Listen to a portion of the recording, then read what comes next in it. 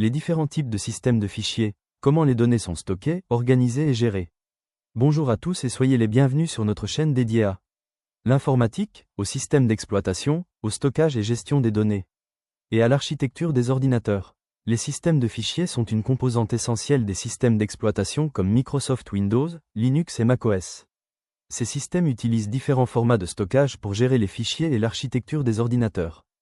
L'architecture des ordinateurs concerne la manière dont les composants matériels et logiciels travaillent ensemble pour gérer les données. Ces systèmes utilisent différents formats de stockage pour gérer les fichiers. Aujourd'hui, nous allons parler d'un élément fondamental de l'informatique. Les systèmes de fichiers. Comment les données sont stockées, organisées et gérées. Chaque fois que vous enregistrez un document, une photo, une vidéo, ou un programme sur votre ordinateur ou votre téléphone, ces données doivent être stockées, organisées et gérées correctement. C'est précisément le rôle du système de fichiers. Les systèmes de fichiers gèrent la manière dont les données sont stockées, organisées et gérées sur un périphérique de stockage. Ils organisent les fichiers et répertoires pour garantir une allocation adéquate de l'espace sur l'appareil. Les systèmes de fichiers permettent la création, le déplacement, la modification et la suppression de fichiers et de répertoires. Ils sont essentiels pour optimiser les performances, garantir l'intégrité des données, et faciliter la gestion des données et des backups. Les systèmes de fichiers modernes offrent des mécanismes pour contrôler l'accès des utilisateurs aux fichiers et les possibilités qui leur sont offertes. Les données relatives aux autorisations des utilisateurs et à la propriété des fichiers sont stockées dans une structure de données appelée liste de contrôle d'accès (ACL), sous Windows ou entrée de contrôle d'accès (ACE), sous les systèmes d'exploitation de type Unix, Linux et macOS. Les systèmes de fichiers peuvent également gérer des métadonnées sur chaque fichier et répertoire, y compris son nom, sa taille, ses dates de création et de modification, ses autorisations, et bien d'autres choses. Imaginez que votre ordinateur n'ait aucun système pour organiser vos fichiers, vos photos, vos vidéos. Vos documents et vos applications seraient simplement mélangés dans un immense espace de stockage, sans dossier, sans organisation, et pratiquement impossible à retrouver. Heureusement, il existe quelque chose qui permet d'éviter ce chaos, les systèmes de fichiers. Dans cette vidéo, nous allons découvrir ce qu'est un système de fichiers, comment les données sont stockées sur un disque, comment elles sont organisées, et les principaux types de systèmes de fichiers utilisés aujourd'hui. Alors restez bien jusqu'à la fin. Partie 1. Qu'est-ce qu'un système de fichiers ? Un système de fichiers est une méthode utilisée par un système d'exploitation pour stocker, organiser et gérer les données sur un support de stockage comme un disque dur, un SSD, une clé USB, ou une carte mémoire. Autrement dit, c'est la structure qui permet à votre ordinateur de savoir où se trouvent vos fichiers. Il agit comme une structure qui permet de retrouver facilement les fichiers. Sans système de fichiers, un ordinateur verrait simplement un disque comme une suite de données désorganisées, ce qui rendrait impossible la gestion des fichiers. Les systèmes d'exploitation comme Windows, Linux ou macOS utilisent chacun leur propre système de fichiers. Sans système de fichiers, votre ordinateur verrait seulement une suite de données brutes, sans aucune organisation. Partie 2. Comment les données sont stockées ? Lorsqu'un fichier est enregistré sur un disque, il n'est pas forcément stocké au même endroit. En réalité, le système de fichiers découpe les données en petits blocs appelés blocs de stockage. Ces blocs sont ensuite 1. Enregistrés à différents endroits du disque. 2. Reliés entre eux par des informations de localisation. Le système garde une carte interne du disque, ce qui lui permet de retrouver rapidement toutes les parties d'un fichier lorsque vous l'ouvrez.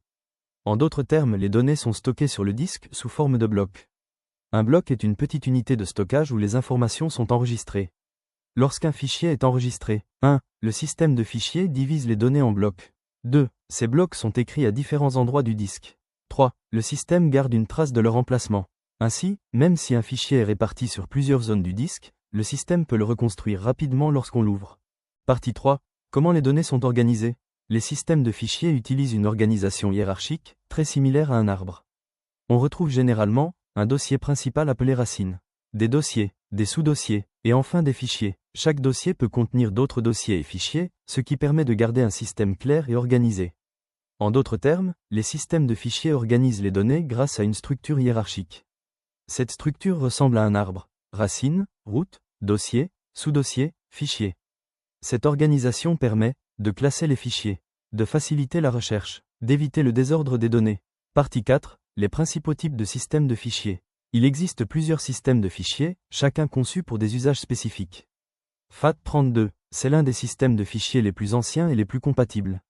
On le trouve souvent sur les clés USB, les cartes SD. Son principal problème est qu'il ne peut pas gérer des fichiers plus gros que 4 gigaoctets. NTFS. NTFS est le système de fichiers utilisé principalement par Windows. Ses avantages, Meilleure sécurité. Gestion des permissions. Prise en charge de fichiers très volumineux.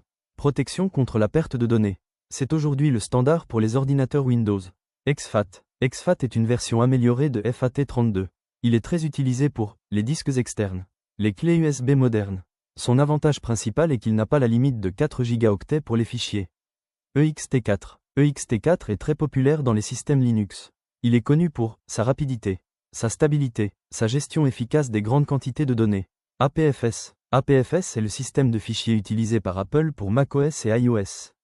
Il est optimisé pour les disques SSD et propose un chiffrement avancé, une meilleure gestion de l'espace et une grande rapidité. Partie 5. Pourquoi les systèmes de fichiers sont importants?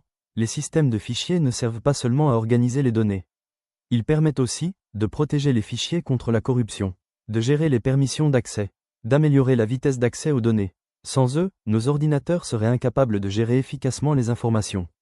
En conclusion, pour résumer, les systèmes de fichiers sont essentiels pour stocker les données, organiser les fichiers, protéger les informations et améliorer les performances des ordinateurs.